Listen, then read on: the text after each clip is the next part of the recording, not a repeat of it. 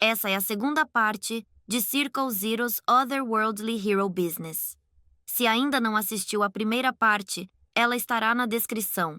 Espero que aproveitem e gostem do vídeo. Durante a refeição, Emeralda comenta com um sorriso malicioso que o conde está atrasado, insinuando que talvez ele esteja evitando alguém à mesa, insinuando que seja Celesta. Peril percebe a provocação nas palavras de Emeralda. Desde que Peril acordou nesse mundo, ainda não teve a chance de ver o rosto do Conde Kane, seu pai. Enquanto reflete sobre isso, é interrompida por Dorleia, que, com um tom debochado, diz: "Por sinal, irmã, você ainda não respondeu minha pergunta. Qual o gosto de veneno?" "Estou curiosa, já que é algo que não costumo beber." Sem muitas opções, Peril responde: "É ruim, mas se quiser provar, posso arrumar um copo cheio para você." A resposta inesperada surpreende Celesta. Afinal, não posso recusar um pedido da minha irmãzinha linda, não é? Emeralda, surpresa com a resposta de Peril, continua com suas provocações, voltando-se para Celesta. "Senhorita Celesta, parece que está aproveitando a refeição, não é? Mesmo tendo criado essa filha estúpida. Não é à toa que a família Bianca tem fama de ser cheia de idiotas." As palavras cortam fundo, e Peril sente que essa vadia está indo longe demais. Uma das criadas informa que o Conde Kane terminou seus estudos por esta noite e está indo para o quarto pedindo que Emeralda o acompanhasse. Emeralda solta uma gargalhada vitoriosa. "Parece que fui escolhida de novo hoje." Ela se gaba, deixando claro seu papel privilegiado. Peril, em silêncio, se pergunta com desgosto: "Que porra é essa? Já que ele tem 2 esposas, ele fica alternando?" Emeralda, ainda radiante, comenta que foi escolhida pelo conde por 3 meses seguidos, a ponto de nem saber mais quem é realmente a segunda esposa. Emeralda, com um sorriso cruel, olha para Celesta e diz que ela não vale nada, nem como esposa, nem como mãe, e que talvez sua existência seja realmente insignificante. As palavras maldosas atingem Celesta em cheio, fazendo-a cair em lágrimas. Peril, no entanto, não se abala. Em vez disso, um sorriso frio começa a se formar em seus lábios, enquanto seus pensamentos se organizam. Ela já sabe o que precisa fazer para se vingar dessa segunda esposa ridícula. "Vamos tirar essa vadia da cama do meu pai e recuperar nosso lugar de direito na família", Peril declara, apontando para Celesta. Ela sabia que precisaria da ajuda de sua mãe para concretizar seu plano. Celesta, ainda abalada, pergunta inocentemente se deveria simplesmente pedir para que Emeralda saísse do quarto do conde. A resposta de Peril é imediata e enfurecida. "Que merda você tá falando? Acha que ela vai sair se você pedir? Nós vamos tirá-la na base da porrada." Celesta, surpresa com a agressividade de Peril, pergunta como fariam isso e menciona que Peril tem estado especialmente rude e agressiva com ela nos últimos dias. Mas Peril diz que precisam deixar esses sentimentos de lado agora. Enquanto conversam, Emeralda, a segunda esposa, está confortavelmente no controle dentro do quarto do Conde Kane. Ela não só domina o marido, mas também tem a vantagem como aristocrata, manipulando as situações ao seu favor e espalhando boatos para prejudicar suas rivais. Peril explica que esse jogo de poder, essa política da cama, é o primeiro obstáculo que precisam superar para restaurar o prestígio de Celesta como a primeira esposa. Mas Peril não se contenta apenas com isso. Ela deseja estar no topo do mundo, e para alcançar isso, precisa recuperar sua posição como herdeira do Conde Kane. Para isso, precisa da ajuda de Celesta. Celesta, confusa e assustada, pergunta se essa é realmente sua filha Peril, admitindo que não sabe se consegue fazer o que está sendo pedido. Peril, no entanto, responde que tudo o que Celesta precisa fazer é seguir suas instruções. "Vamos começar a aula, e é melhor você não falhar", diz Peril, deixando claro que está determinada a executar seu plano a qualquer custo. Celesta olha profundamente nos olhos de Peril e, por um instante, hesita. "Você é mesmo minha filha? Seus olhos estão assustadores. Estou com medo", ela confessa com a voz trêmula. Peril percebe que, apesar de tudo, Celesta tem bons instintos. Ela estende a mão suavemente, chamando-a de mãe, e segura a mão de Celesta. Estou fazendo isso pelo seu bem. Como pode desconfiar da sua própria filha? Diz Peril com um tom suave, mas convincente. Celesta, aliviada, a abraça e pede desculpas por ter duvidado. Sentindo que o plano está em andamento, Peril analisa Celesta com mais atenção. Ela era realmente linda, o que levantava uma questão. Por que o Conde Kane nunca a escolhia? De forma direta, Peril pergunta: como você lida com as necessidades do seu marido na cama? Celesta, ainda inocente, responde que sempre faz o que ele pede, sem perceber a verdadeira intenção da pergunta. Peril, mais incisiva, se aproxima e cochicha algumas coisas no ouvido de Celesta. O rosto de Celesta cora instantaneamente. O que é isso? Como o Conde Kane pediria tais coisas pervertidas para sua esposa pura?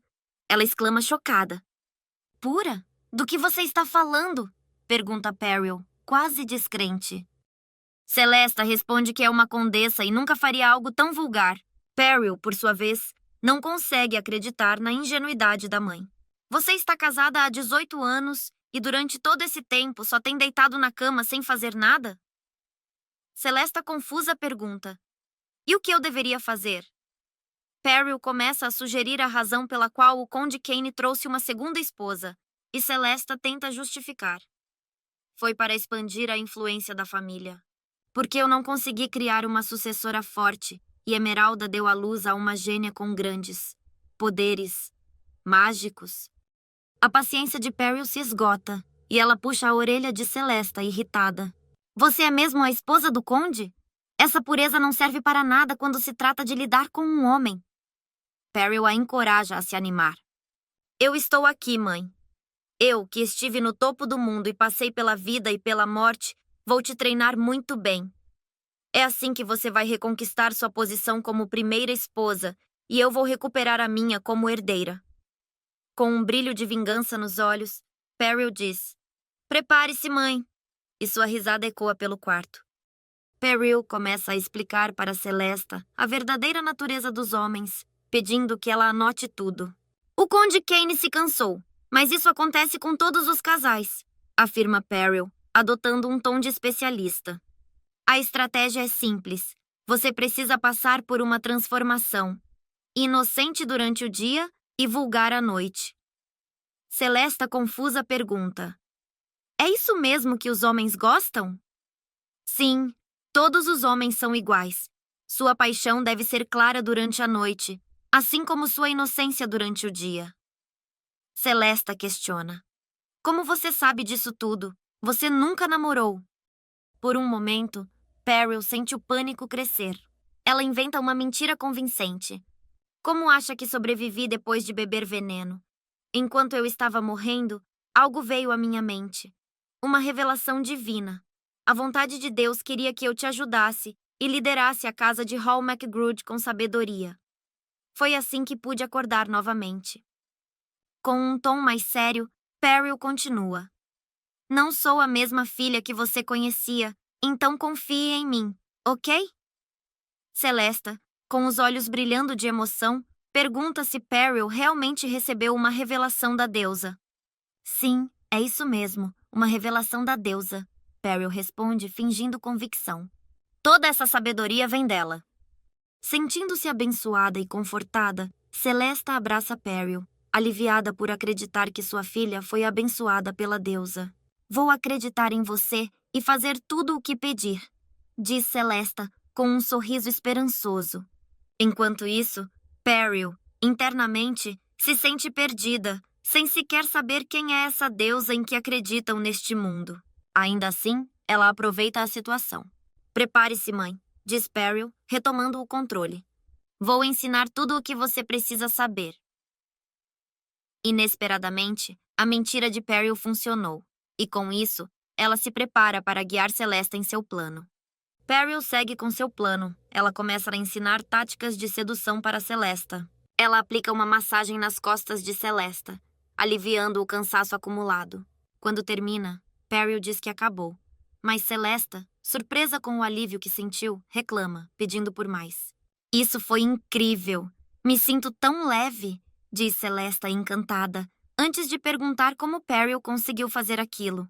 É uma técnica secreta que alivia o cansaço muscular, uma habilidade especial chamada massagem esportiva. Ela responde. Celesta fica maravilhada com o que acabara de experimentar. Peril, satisfeita com o progresso, sabe que está no caminho certo para garantir que sua mãe recupere o prestígio perdido, e com isso, ela mesma retome seu lugar de direito na família. Peril diz a Celesta que, se usar a técnica da massagem com o Conde Kane, certamente reconquistará o coração dele. Vamos recuperar nossa posição e autoridade na família, e tomar de volta o que aquela vagabunda da segunda esposa roubou. Porém, os dias passam, e o Conde continua a chamar apenas por Emeralda. Apesar das inúmeras lições que Peril havia ensinado a Celesta, nada disso teria efeito se o Conde não a chamasse. Peril percebe que precisa mudar a estratégia de batalha. Sabe que é necessário ter paciência, pois o momento certo vai chegar. Enquanto caminha pela mansão, Peril ouve as empregadas comentarem sobre o aniversário do Conde Kane, que será na próxima semana. Uma grande festa está sendo planejada, com cerca de 200 convidados, e uma enorme quantidade de vinho foi comprada para a ocasião. Peril vê nisso uma oportunidade. Quando o dia da festa chega, a mansão está em alvoroço com os preparativos. Emeralda, por sua vez, tem seu próprio plano para o evento. Ela pretende roubar completamente a vida de prestígio de Celesta na frente de todos, mostrando quem é a verdadeira condessa da família, Emeralda Hall McGraw. Enquanto isso, Peril diz a Celesta que este é o dia decisivo. Hoje é o dia em que o Conde ficará caidinho por você novamente, afirma Peril. Celesta está toda arrumada, pronta para chamar a atenção do Conde Kane na festa. Peril, observando, avisa. Nunca sorria como uma idiota na frente do Conde. Celesta, um pouco ofendida, responde. Eu não sorrio como uma idiota. Peril decide testar.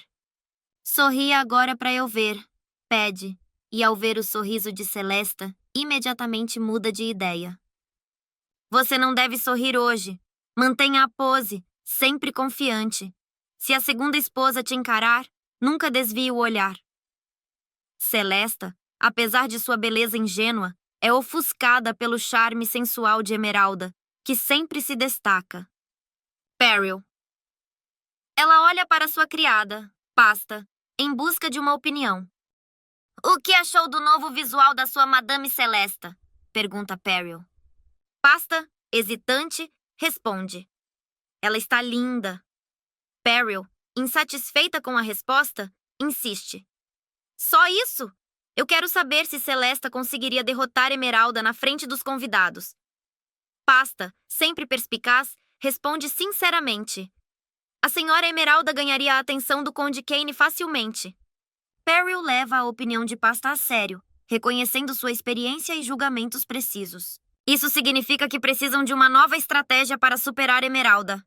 Enquanto reflete, Pasta nota uma mudança em Peril. Ela está calma e analisando a situação de forma racional, muito diferente de como costumava ser. Colocando a mão no queixo, pensativa, seus olhos se fixam em um quadro de Celesta na parede, retratando-a em sua juventude. A pureza que Celesta exibia na pintura desperta uma ideia em Peril. Com um brilho nos olhos, ela decide. Vamos mudar o conceito de Celesta agora mesmo.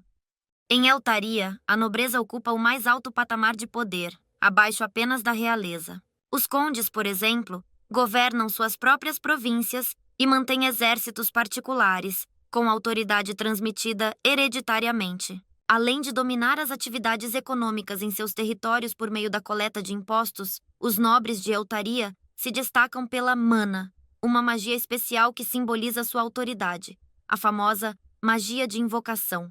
O Conde Kane Hall McGraw é uma lenda viva, conhecido por invocar demônios poderosos em incontáveis batalhas, incluindo a histórica defesa de Meningrad. Seu aniversário é mais que uma celebração. É um campo de disputa onde todos almejam poder. Celesta Hall McGraw se prepara para roubar a atenção do conde e dos convidados. A festa começa, e o salão está repleto de murmúrios. O Conde Kane, acompanhado de Emeralda, a quem muitos já consideram a verdadeira condessa, é o centro das atenções. Entretanto, cochichos sobre Peril, a filha da primeira esposa, circulam. Ela tentou se matar após perder o direito de sucessão, sussurra alguém, enquanto outro alerta. Cuidado, alguém pode ouvir. Emeralda se aproxima de Peril, com seu habitual deboche, perguntando onde Celesta está se escondendo e afirmando que, independentemente do que faça, jamais a superará.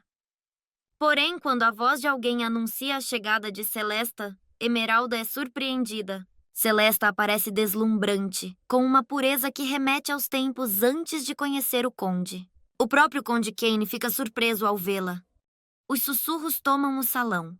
Essa é a Senhora Celesta? Como pode estar tão linda com essa idade? Esse rosto inocente é de alguém com uma filha de 18 anos? Peril, com um sorriso vitorioso, observa a reação de todos. Celesta, com sua aparência juvenil e pura, parece um presente divino. Emeralda, visivelmente abalada, tenta menosprezar o esforço de Celesta. Mas Peril, confiante, a corta, insinuando que Emeralda está sonhando e não compreendeu a realidade da situação. O Conde Kane se aproxima de Celesta, que o parabeniza pelo aniversário. Ele segura sua mão com delicadeza, beija-a e, surpreendendo a todos, se ajoelha diante dela. Kane comenta que Celesta o faz sentir-se como nos seus melhores dias, elogiando sua beleza. Celesta agradece com um sorriso gracioso e os aplausos ecoam pelo salão. Todos os presentes parecem encantados, exceto Emeralda, que observa a cena com descontentamento. Peril, por outro lado, sente-se orgulhosa do desempenho de Celesta, que, enquanto acompanha o conde, troca um olhar cúmplice com ela e sorri. No dia seguinte, Celesta narra a Peril como foi estar novamente com o Conde Kane. Ela menciona que utilizou a técnica de massagem que Peril havia lhe ensinado, o que despertou a curiosidade do Conde Kane, que perguntou onde Celesta havia aprendido aquilo, e ela respondeu que foi Peril quem a ensinou, acrescentando que se tornou mais inteligente após ser abençoada pela deusa. Graças a isso, o relacionamento entre Celesta e Conde Kane voltou ao normal, com Celesta sendo escolhida pelo Conde em 80% das vezes. Peril promete aumentar essa taxa para 100%. Celesta revela algo mais que Kane mencionou na noite anterior, o motivo pelo qual ele a evitou até então.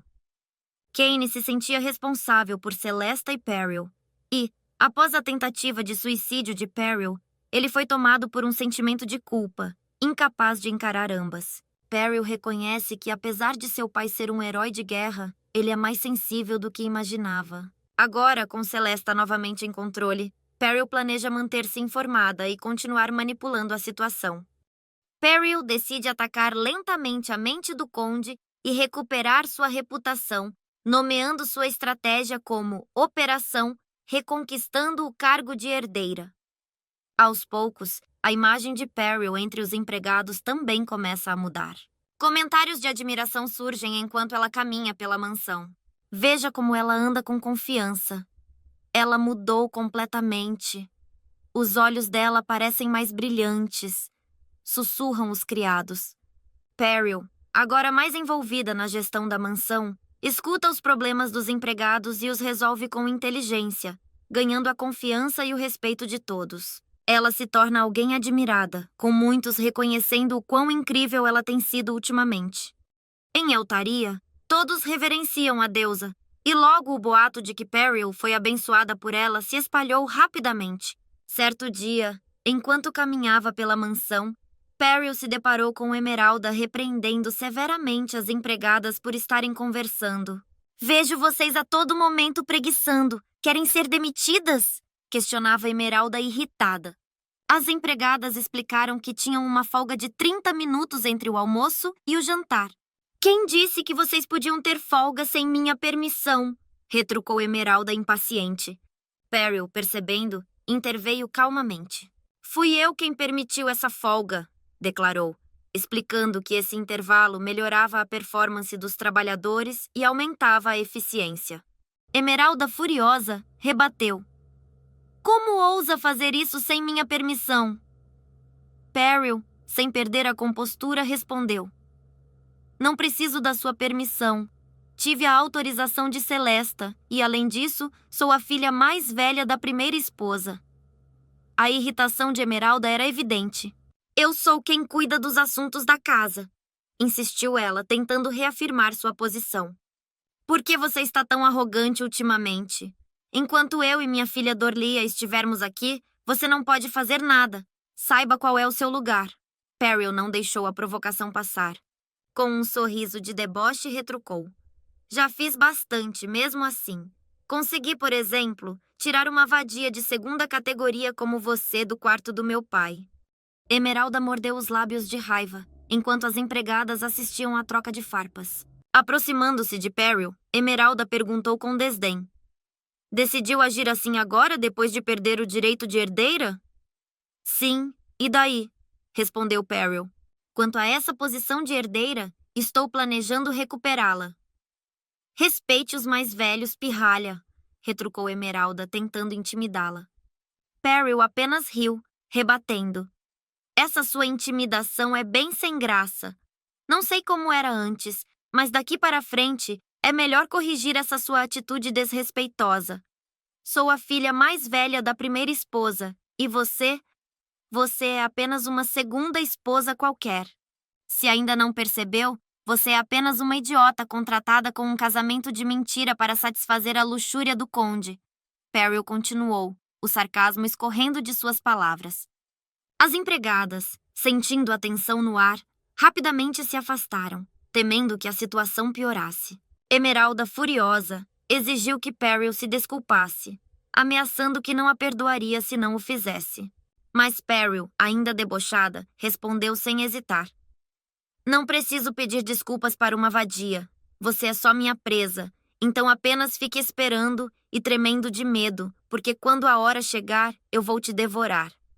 Ela se virou para sair, reclamando que era difícil conversar com pessoas burras. Mas antes que pudesse dar mais um passo, Emeralda agarrou seu braço, mandando-a parar. Eu sou sua presa? Que piada! Você é apenas uma inútil que tentou se matar, uma vergonha para a família, disse Emeralda, enfatizando que a verdadeira presa ali era Peril. Peril se soltou e empurrou Emeralda contra a parede. Eu nunca fui a presa em toda a minha vida. E se esse fosse o caso, precisaria de um caçador à minha altura, declarou Peril, segurando Emeralda firmemente contra a parede. Então apenas calhe a boca, sua presa maldita. Você não sabe com quem está falando. Sua vida é patética. Peril então aproximou seu rosto do de Emeralda, seus lábios se tocando em um beijo repentino. Quando se afastou, Emeralda caiu no chão, atordoada e sem reação. Agora você sabe quem manda aqui, disse Peril friamente. Use bem esse seu cérebro minúsculo, Emeralda, e logo você vai perceber quem é o caçador e quem é a presa. Enquanto Emeralda se perguntava internamente como Peril poderia ter mudado tanto, uma nova realidade começava a se formar. Na sala do conde, ele lia atentamente um relatório sobre as mudanças implementadas por Peril. Otimização da divisão do trabalho dos criados, providência de períodos de descanso para aumentar a eficiência. Impressionado, o conde perguntou a Peril se ela havia pensado em tudo aquilo sozinha. É incrível, ele disse. Desde que você acordou do coma, tem feito coisas maravilhosas. Peril, por dentro, refletiu que talvez fosse a antiga Peril que realmente fosse muito burra. O conde Kane, comovido, olhou para Peril com olhos marejados. Parece que é verdade, Peril. Você foi abençoada pela deusa. Peril, sustentando a mentira, assentiu. Sim, pai. Quando tomei o veneno, vi a imagem da deusa. Ela definitivamente falou comigo. Disse, meu nome é Ialner Bar Nagazas e lhe darei uma nova vida com novas oportunidades. Ela sabia o que dizer, pois havia estudado profundamente a crença daquele mundo. O conde, visivelmente emocionado, derramou lágrimas ao ouvir o testemunho de Peril. Estou tão feliz que você esteja bem e viva. Quero levar a família Hall MacGrod para outro patamar, usando a sabedoria que recebi, como sucessora da nossa linha de sangue. Por dentro, ela sabia que essa declaração era crucial para reivindicar a posição de herdeira. O conde, no entanto, a observou com cautela. refletindo sobre o que havia ouvido. Você foi abençoada pela deusa como os 7 heróis lendários? Perguntou ele. Essa era uma história que ecoava pela história de Eltaria. Plebeus que salvaram o mundo da destruição com a força divina, abençoados pela deusa, superando até os nobres. Peril sabia bem dessa lenda, pois estudara profundamente a história, ciente da importância de sua resposta. Não sei se fui abençoada como os heróis lendários, respondeu Peril. Mas garanto que, se retomar a posição de herdeira, nunca irei desapontá-lo. O conde permaneceu pensativo, enquanto Peril mantinha sua postura confiante. Finalmente ele respondeu. Eu lhe darei uma resposta na hora certa. Era uma resposta evasiva, não a confirmação que Peril esperava. Mais tarde, em seu quarto deitada na cama, Peril refletiu sobre o ocorrido. O conde não é tolo. Ele é cauteloso e não toma decisões precipitadas. Mesmo assim, ela sentia que sua credibilidade havia aumentado. Agora era apenas uma questão de tempo. Com esse pensamento, ela se permitiu relaxar, caindo no sono. Enquanto dormia, a janela de seu quarto se abriu silenciosamente, indicando a entrada de alguém na escuridão da noite. Peril percebeu a movimentação estranha, despertando imediatamente. Seus olhos se abriram atentos, o corpo tenso. Alguém estava ali. Ela se amaldiçoou internamente por ter sido descuidada. Levantando-se, questionou em voz baixa. Quem está aí? Antes que pudesse obter uma resposta, uma mão forte surgiu por trás, cobrindo sua boca e apertando seu pescoço. O suposto assassino sacou uma adaga, pronto para golpear Peril na barriga. Com um reflexo rápido, ela agarrou um travesseiro e o colocou entre ela e a lâmina, amortecendo o golpe que poderia ter sido fatal. Peril mordeu o braço do invasor, forçando-o a soltá-la. Aproveitando a brecha, ela moveu a cabeça para frente e depois para trás, dando cabeçada na face do agressor. Aproveitando o momento de desequilíbrio, ela pulou da cama buscando fugir.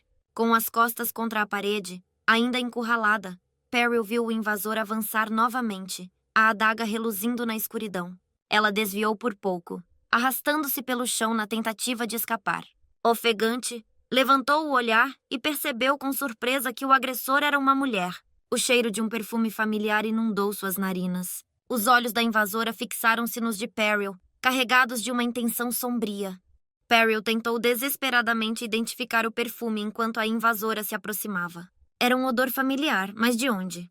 Quando a assassina avançou novamente, Peril levantou a mão, apontando o dedo em um gesto ousado. Idiota! Acha que pode me matar com um punhal? Mas era um blefe desesperado. Para sua surpresa, as palavras fizeram a invasora hesitar.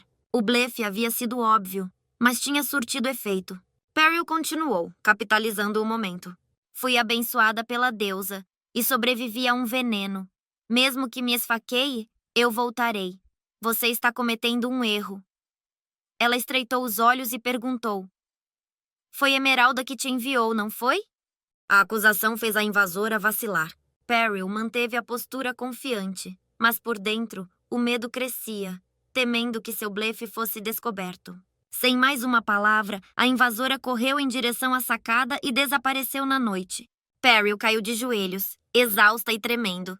Essa foi por pouco, murmurou, lembrando-se amargamente de como havia sido traída e morta por seu melhor amigo no passado. A raiva fervia em seu peito. Aquela vagabunda da Emeralda tentou mesmo me matar? Eu vou acabar com a vida dela.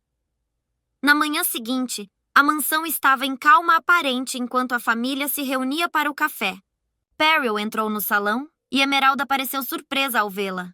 Peril pediu desculpas, mencionando que havia dormido demais. Internamente, porém, ela estava furiosa e determinada a confrontar Emeralda, mas com paciência, aguardando o momento certo. Celesta sorriu calorosamente para Peril enquanto se aproximava da mesa. Dormiu bem? Perguntou. Peril assentiu e, sem perder o tom, elogiou Celesta. Mãe, você está linda hoje. Ao se sentar, Peril comentou casualmente. Infelizmente, noite passada, uma raposa gigante invadiu o meu quarto. As palavras foram suficientes para deixar Emeralda visivelmente desconfortável. Conde Kane, preocupado, Perguntou se o animal a havia machucado. A raposa tentou me morder, mas não conseguiu. Acabou fugindo. O conde, ainda apreensivo, disse que mandaria consertar a janela imediatamente. Perry acrescentou: Não há nada que presas de animais possam fazer comigo. Logo depois, Pasta apareceu oferecendo chá a Perry, que aceitou. Dormiu bem na noite passada? Perguntou Perry, observando atentamente a criada. Pasta sorriu de volta, respondendo que sim. Foi uma noite como de costume. Enquanto Pasta servia o chá, um sorriso sutil surgiu nos lábios de Perry. Ela notou algo. Pasta havia deixado de usar seu habitual perfume de rosas. Mais tarde, a sós com Pasta, Perry a confrontou. Foi você quem invadiu meu quarto noite passada, afirmou. Pasta, no entanto, manteve a postura calma, fingindo inocência. Do que está falando, senhorita Perry?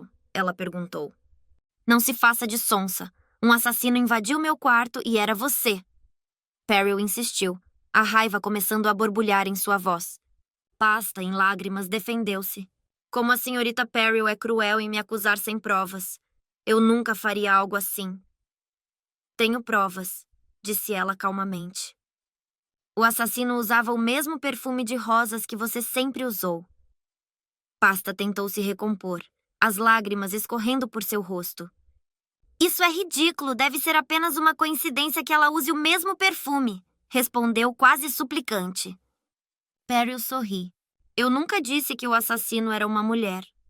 E o rosto de Pasta empalideceu, seu disfarce finalmente caindo por terra. Fui abençoada pela deusa. Eu percebo quando alguém está mentindo, declarou com frieza. E você teve a ousadia de se fazer de sonsa na minha frente. Escolheu a mestra errada, sua serva vagabunda. Pasta, desesperada, se ajoelhou, jurando que não sabia de nada. Seus apelos, no entanto, foram em vão. Sua voz fraquejou e logo ela desmaiou, sucumbindo ao estresse e ao medo. Que idiota! Murmurou Perry, vendo-a desabar no chão. Com desprezo, ela pressionou o pé contra a cabeça de Pasta. Você é a culpada. A cena seguinte se desenrolava em um cômodo que parecia ser uma adega. Perry despejou água sobre o rosto de Pasta, despertando-a. A criada abriu os olhos, seu olhar repleto de pânico ao perceber onde estava. Dormiu bem? Perry perguntou, com um tom que soava mais ameaçador do que amigável. Pasta, algemada e presa à parede por correntes, estava visivelmente apavorada. Perry se aproximou, puxando a manga do vestido de Pasta, revelando uma queimadura. Você queimou para esconder a mordida que eu te dei, observou Perry com desdém. Pasta, mantendo sua mentira, alegou que havia se queimado na fornalha. Mas Perry não se deixou enganar. Ela fechou o punho e acertou um soco no rosto de Pasta, que não esperava a agressão. A dor e o choque estavam estampados em seu rosto. Você vai responder tudinho o que eu perguntar agora e vai levar um soco para cada resposta que eu não gostar, entendeu? Perry ameaçou. Ela começou a interrogar a criada. Quando começou a trabalhar com Emeralda? Foi a primeira pergunta, mas Pasta hesitou e Perry não perdeu tempo, acertando outro golpe com força. Vou perguntar de novo, avisou, os olhos fixos na criada. Quando trabalhou como empregada pessoal da Celesta, isso foi ordem de Emeralda? Perry pressionou. Pasta, suando frio e com o rosto já marcado pelas agressões, olhou para Perry, o medo estampado em seus olhos. Pasta, em prantos, implorou por perdão. Suas lágrimas caíam enquanto confessava que desobedecer à senhorita Emeralda seria o mesmo que cometer suicídio. Não era melhor ter dito isso desde o começo, ao invés de levar uma surra? O que vamos fazer com esse seu rostinho lindo agora? Perry perguntou, enquanto levantava o queixo de Pasta com as mãos. Você não me conhece, Pasta. Acha que eu seria enganada por esse seu teatrinho? Continuou Perry, seus olhos cravados na criada. Pasta olhava fixamente para Perry, sentindo um frio na espinha. A certeza crescia em seu coração. Essa Perry não era a mesma que ela conhecia. Ela era muito mais assustadora que a própria Emeralda. Entre soluços, Pasta repetiu seus pedidos de desculpa. Se eu desobedecer Emeralda, não só eu serei afetada, minha família inteira sofrerá as consequências, confessou, sua voz quebrada pelo medo. Perry segurou o rosto de Pasta com força, fazendo-a encará-la. A vida da sua família é mais importante, então? Você culpa o mundo e as pessoas ao seu redor. Pensa que os humanos não nascem iguais e acha que a vida de um nobre não é justa, certo? Deixe-me te contar uma coisa. Os humanos não têm o mesmo valor, disse Perry, soltando o rosto da criada, que tremia visivelmente. Com um punhal em mãos, Perry a ameaçou. Vou puni-la por atentar contra minha vida. Pasta gritou em desespero, suplicando para que Perry poupasse sua vida. Perry, no entanto, não a atacou. Você sabe quem é sua verdadeira mestra agora, Pasta? Lembre-se disso. Você será usada apenas por mim. Ela lambeu a lâmina do punhal, com um sorriso nos lábios. E se sua performance não me agradar? Tu vai virar saudade, sua vadia. Nos dias que se seguiram, Perry acordou se sentindo ótima. Pasta estava agora sob seu controle, proporcionando informações valiosas. Tudo o que Perry precisava fazer era esperar o momento certo para destruir Emeralda de uma vez por todas. Ela sabia que deveria descobrir todas as fraquezas da rival antes de agir. Enquanto se levantava, uma voz suave chamou seu nome. Perry se virou e viu Celesta, agachada e escondida em um canto, visivelmente aflita. Perry percebe que algo está errado ao ver Celesta tão pálida e pergunta o motivo. Com os olhos lacrimejando, Celesta revela que está grávida. Mas que porra, me preocupou só por isso? Responde Perry, irritada. Mas Celesta explica que a preocupação não é apenas pela gravidez, mas pelo fato de que Perry terá que se casar. Isso sim a deixa alarmada. Celesta conta que o casamento é com Borlan Torborch, o filho da segunda esposa do Barão Burman, e que é uma ordem do pai de Perry. Sentindo-se encurralada, Perry pensa furiosa. Um casamento arranjado. Isso deve ser ideia daquela vadia da Emeralda. Já que ela não pode me vencer, apelou para isso. Determinada a recusar o casamento a qualquer custo, Perry fica ainda mais indignada ao ver o retrato do futuro noivo. Que merda é essa? Essa amoeba vai ser meu marido? Nunca antes tão irritada, Perry grita enquanto arranca os cabelos. Emeralda, sua filha da puta! Ela pisa repetidamente no quadro de Borlan. Que nojo! Sai, sai! Fique longe de mim! Durante sua pesquisa, Perry descobre que Borlan é um babaca desde os 3 anos. O barão teve dificuldade em encontrar uma esposa para ele, não apenas pela aparência desagradável, mas por sua personalidade desprezível. O casamento serviria para unir politicamente as duas famílias, mas Perry se revolta com a ideia de ser usada como um objeto político. Não é apenas pelo fato de que ela seja originalmente um homem. Ela preferiria morrer a casar com ele. Determina que não vai deixar isso acontecer. Em uma reunião com o Conde Kane, ele admite que Emeralda teve influência na decisão. Porém, o casamento já havia sido discutido entre as famílias antes de Perry entrar em coma, e sua importância para superar uma crise financeira é grande. Cancelar o casamento está fora de questão. Você também é a filha mais velha desta casa, então mostre como está determinada. Finaliza o conde. Perry caminhava inconformada pela mansão após a reunião com o conde. A raiva borbulhava dentro dela. Não sou igreja para fazer caridade, foda-se casamento político, murmurava. Agora entendo por que Perry bebeu o veneno e tentou se matar. Ela preferiu morrer a se casar com aquele cara. Se fosse comigo, teria batido a cabeça na parede até morrer. O fato de que o casamento não podia ser evitado a fazia questionar se Emeralda realmente havia planejado envenenar Perry. Afinal, se o casamento era inevitável, qual seria o verdadeiro motivo da tentativa de suicídio? Apesar da confusão, Perry não estava disposta a desistir. Você não perde por esperar, Emeralda. A pessoa neste corpo agora é um caçador completo. Nunca serei vendida como você quer. Não importa o que tenha que ser feito para me livrar dessa. A frase favorita de Perry, de Sun Tzu, ecoava em sua mente. Se conhece o inimigo e conhece a si mesmo, não precisa temer o resultado de 100 batalhas. Determinada a encontrar uma solução, Perry reuniu livros e pergaminhos com dados das finanças da família. Não via o conde como um homem mau. Sentia que ele não queria mandar a própria filha para um casamento deplorável, mas o dinheiro parecia ser o verdadeiro problema. O primeiro passo seria descobrir a causa da crise financeira e, consequentemente, uma solução.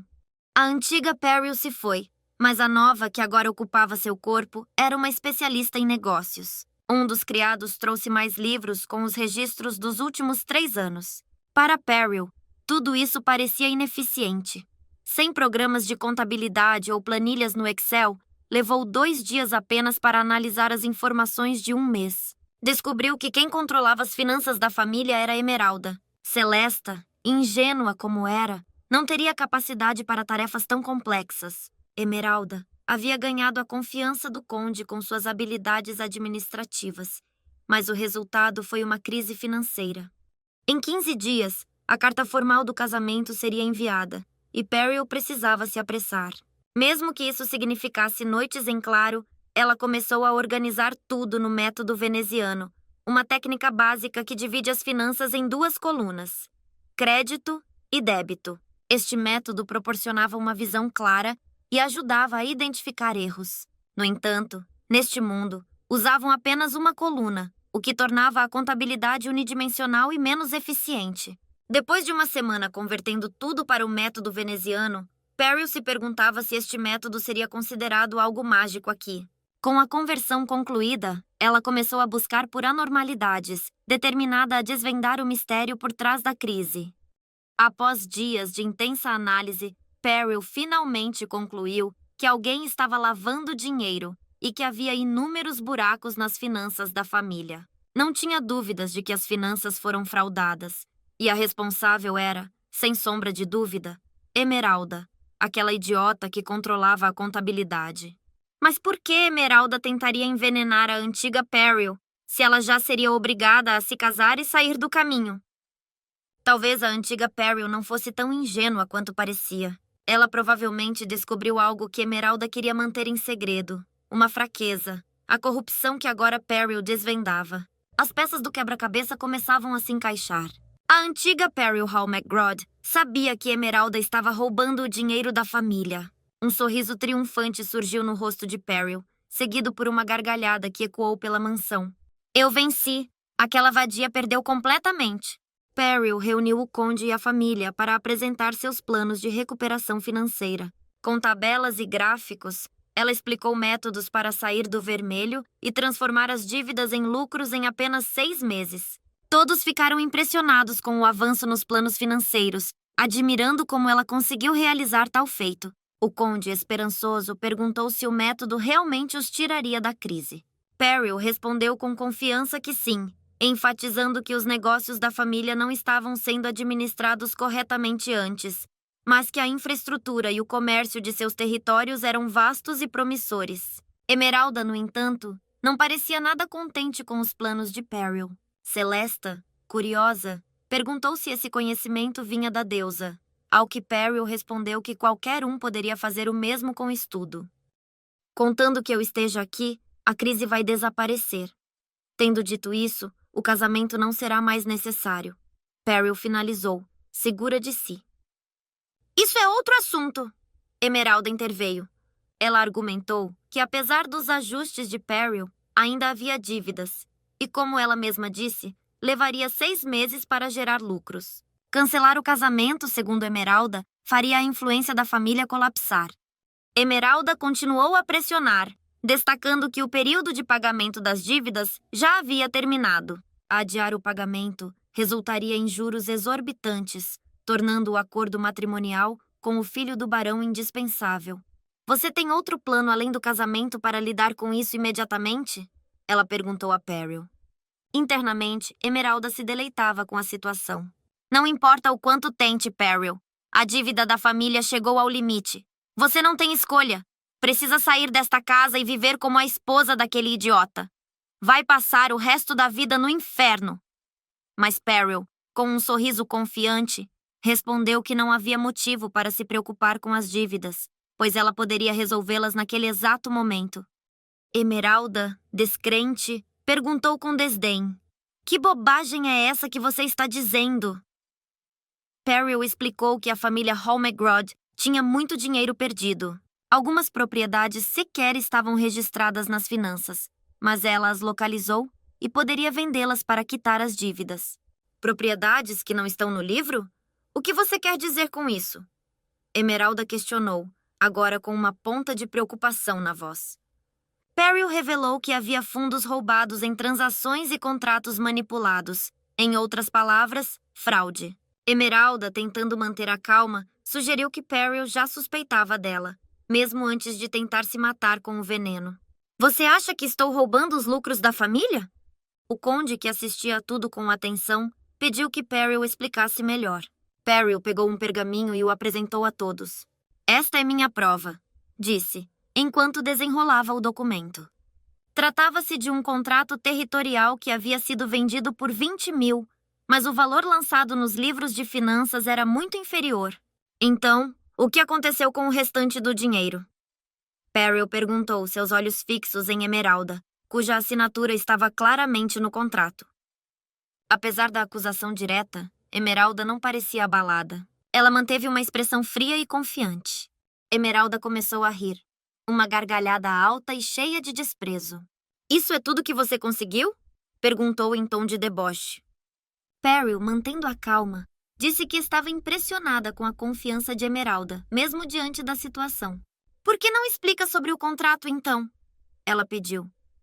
Por isso que não gosto de conversar com crianças, respondeu Emeralda, ainda mais sarcástica.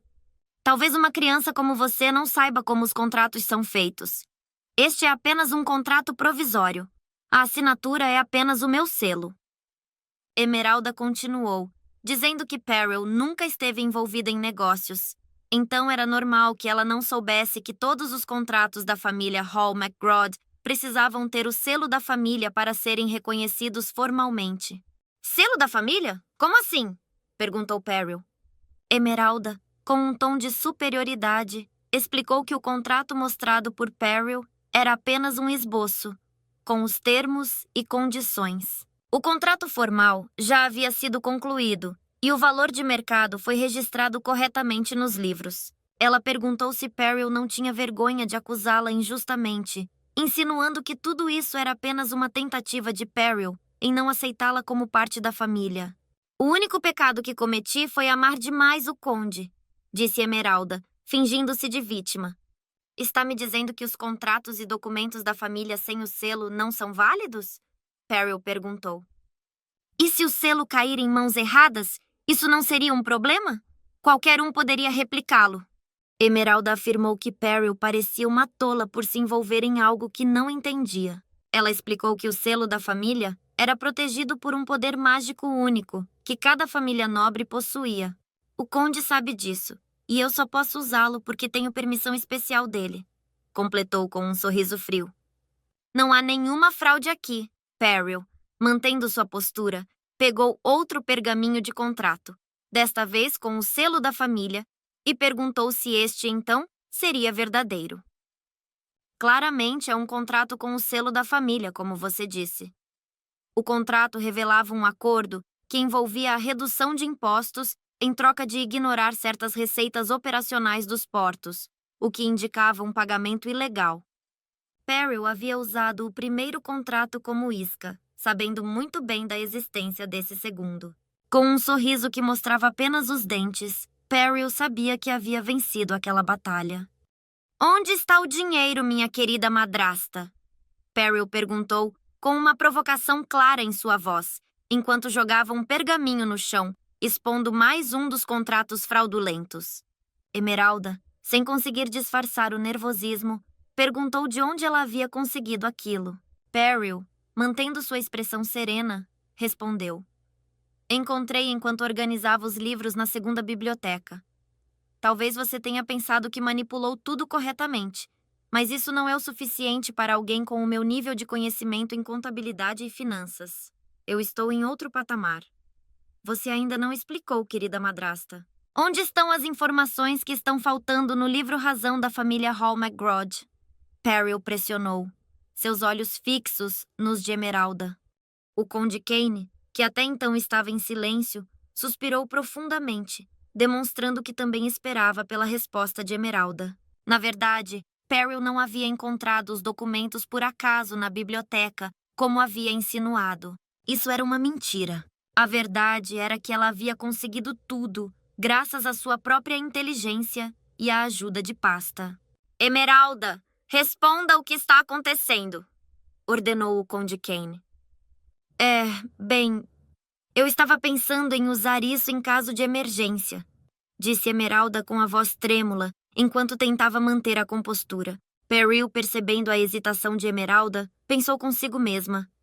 Então ela está admitindo sem inventar alguma desculpa. Ela aproveitou a oportunidade e perguntou: Está dizendo que este dinheiro que está faltando você separou para usar como fundo de emergência? Isso mesmo, fundos de emergência, confirmou Emeralda, sua voz perdendo a força. Ótimo, então. Se é para emergências, não deveria ser usado para pagar a dívida com o barão? Isso não é uma emergência? Disse Peril, incisiva, colocando Emeralda contra a parede.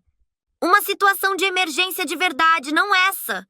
Gritou Emeralda, sua voz subindo de tom, demonstrando desespero. Peril, se você se casar, podemos manter o dinheiro e todos os nossos problemas serão resolvidos. Emeralda continuou, agora tentando atacar Peril pessoalmente. Você não tem poderes mágicos e não pode ser a herdeira. Até bebeu veneno e envergonhou a família. Eu só estava tentando fazer tudo voltar ao normal, fazendo você se casar com o filho do barão. Eu só estava tentando resolver os problemas. Você é uma filha mais velha e inútil. Deveria ter vergonha na cara. Você é prepotente e mentirosa. Prefiro não viver nesta casa se for para ser tratada assim, disse, tentando se vitimizar. O conde, percebendo a situação tensa, interveio. Emeralda, acalme-se. Peril, com um sorriso frio, jogou mais um pergaminho no chão, seguido de outro e mais outro. Ela havia trazido não apenas um, mas uma pilha de contratos, todos comprovando as fraudes que Emeralda vinha cometendo. Todos esses contratos eram para guardar dinheiro para a família? Tem dinheiro até demais, não acha? Peril perguntou com um sorriso irônico. Dá para pagar nossas dívidas mesmo com os juros, e ainda sobraria dinheiro. Ela olhou para Emeralda com um olhar de desprezo e continuou. Os lucros da família, conforme eu analisei, estão extremamente baixos.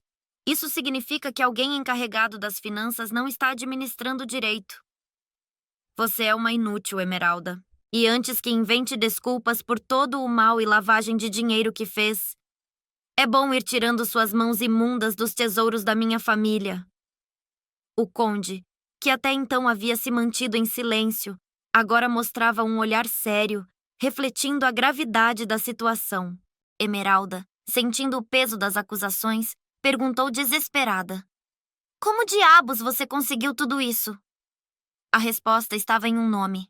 Pasta Firelli, uma empregada pessoal que Emeralda ordenou que ficasse de olho em Celesta. A mesma mulher que tentou matar Peril. Ela usou Pasta. Ela encontrou todos os parceiros secretos de negócio de Emeralda. Depois de descobrir tudo sobre a lavagem de dinheiro, todos os suspeitos confessaram. Com isso, Peril tomou o controle de todas as transações ilegais e exigiu todos os contratos duplicados que tinham. Fez um acordo para fazer vista grossa para as transações ilegais que fizeram antes, em troca de suas cooperações total. Mercadores e plebeus imploraram por suas vidas, cooperando por livre e espontânea vontade. Você lutou bem, Emeralda.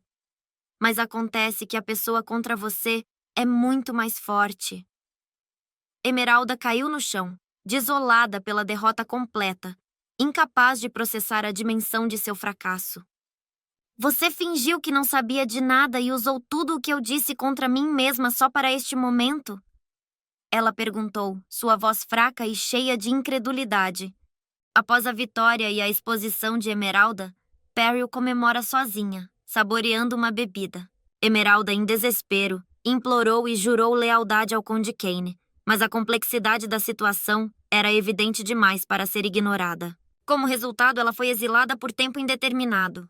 Com o exílio de Emeralda, Peril assumiu que a filha dela perderia o direito de herdeira, e assim, ela mesma retomaria seu lugar de direito na sucessão da família. Satisfeita, Peril caminhou até a adega para buscar mais bebida, mas ao entrar, deparou-se com Emeralda, também embriagada, debruçada sobre uma mesa. Peril, Sem querer prolongar a humilhação, adentrou em silêncio, pegando sua bebida e alguns petiscos, tentando evitar qualquer interação. O som despertou Emeralda, que, ao abrir os olhos, chamou por Peril. Bebendo sozinha aqui? Não seria mais fácil pedir a um servo para trazer a bebida? Perguntou Peril, com um leve tom de ironia. Emeralda, abatida, respondeu que se fosse para beber o dia todo, preferia fazer isso sozinha ali mesmo. Peril, despreocupada, respondeu. Beleza, continua bebendo aí então. Vou sair fora. Quando estava prestes a se retirar, Emeralda pediu a Peril esperasse um momento. Ela perguntou se Peril acreditava realmente que tudo terminaria dessa forma. Intrigada, Peril se voltou para Emeralda, questionando o que ela queria dizer com aquilo. Emeralda, em um surto de raiva, grita. O que quero dizer é para você não ser tão arrogante só porque me afastou da casa por um tempo. Isso não vai acabar assim. Farei você e Celesta serem expulsas. E mesmo sem eu estar aqui, é melhor você tomar cuidado enquanto dorme. Peril, com um olhar frio, se aproxima e segura o queixo de Emeralda. Está querendo morrer? Pergunta com a voz carregada de ameaça. Eu sei que foi você quem tentou me envenenar. Não mencionei isso ao Conde Kane de propósito. Afinal, você ainda é a mãe das minhas irmãzinhas. Ou será que eu deveria fazer você sentir o mesmo que eu senti? Emeralda pergunta se Peril vai envenená-la. Peril responde que não tem interesse em envenená-la, mas que poderia muito bem envenenar suas preciosas filhinhas, deixando-a completamente sozinha. Emeralda, apavorada, treme e cai no chão. Ainda bem que nos entendemos, mas estou surpresa. Você pode matar facilmente, mas parece que suas filhas são muito preciosas para você, diz Peril com um tom irônico. Emeralda, com a voz trêmula, pergunta: Você é realmente a Peril? É mesmo a Peril de verdade? Peril esboça um sorriso enigmático e responde: Quem sabe? Após essa tensa conversa, Peril volta aos seus afazeres, dedicando-se à administração da casa. Ela decide ensinar Pasta sobre o assunto, reconhecendo sua inteligência e achando que seria um desperdício usá-la apenas como empregada. Na reunião com o Conde Kane, após sua vitória sobre Emeralda, o Conde surpreende Peril ao afirmar: A sucessora continuará sendo Dorlia.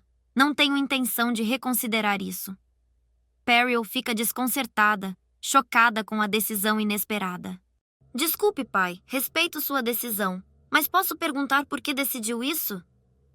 Peril confronta o Conde Kane. O Conde responde com frieza. Não deveria ser óbvio, Peril. É porque você não pode usar magia. Ele explica que, para os nobres, o poder mágico é decidido pelo demônio que podem invocar. Para estar na linha de frente da guerra e liderar, um nobre precisa invocar o demônio que simboliza sua família e saber usar suas habilidades.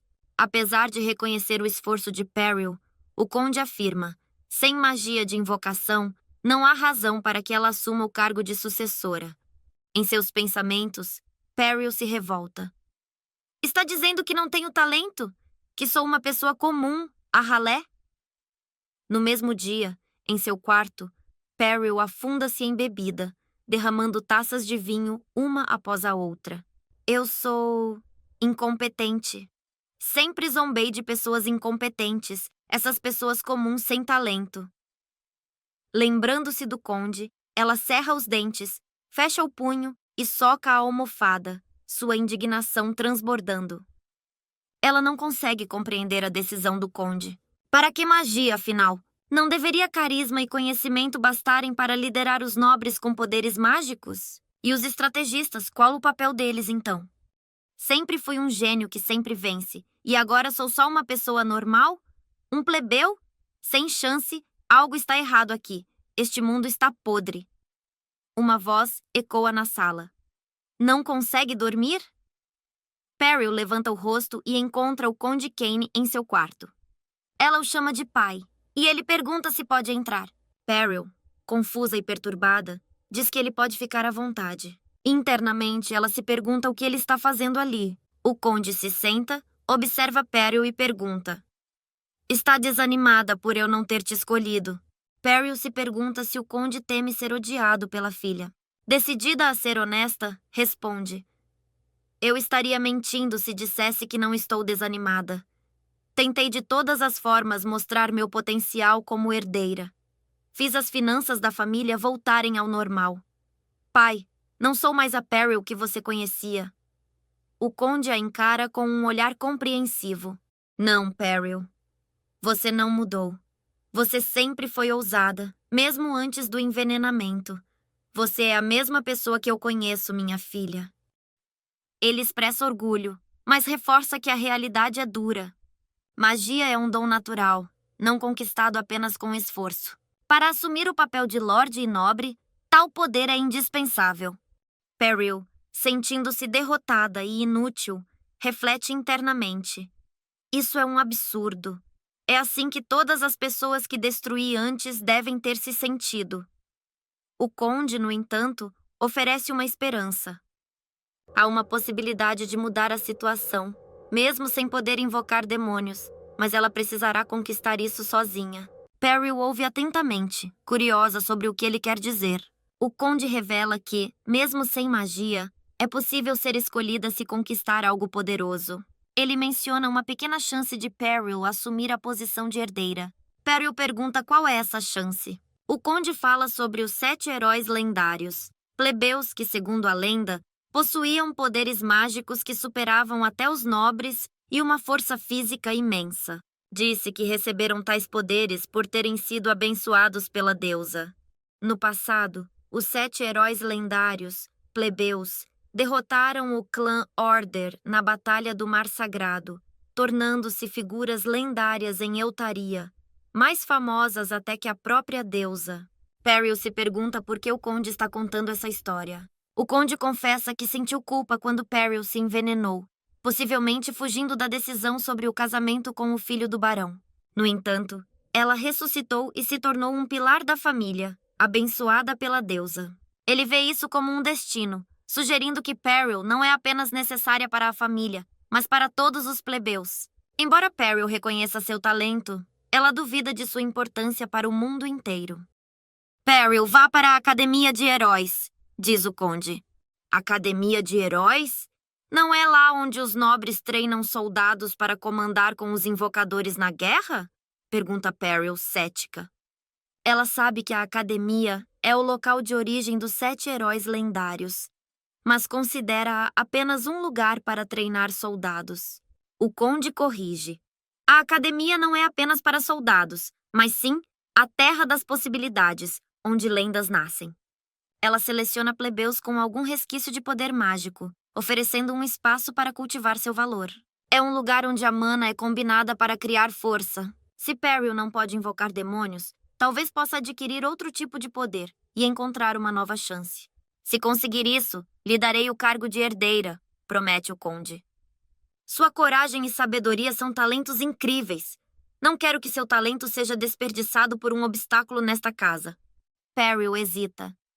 Pai, a história dos 7 heróis é só uma lenda, e a academia é apenas uma escola para treinar soldados.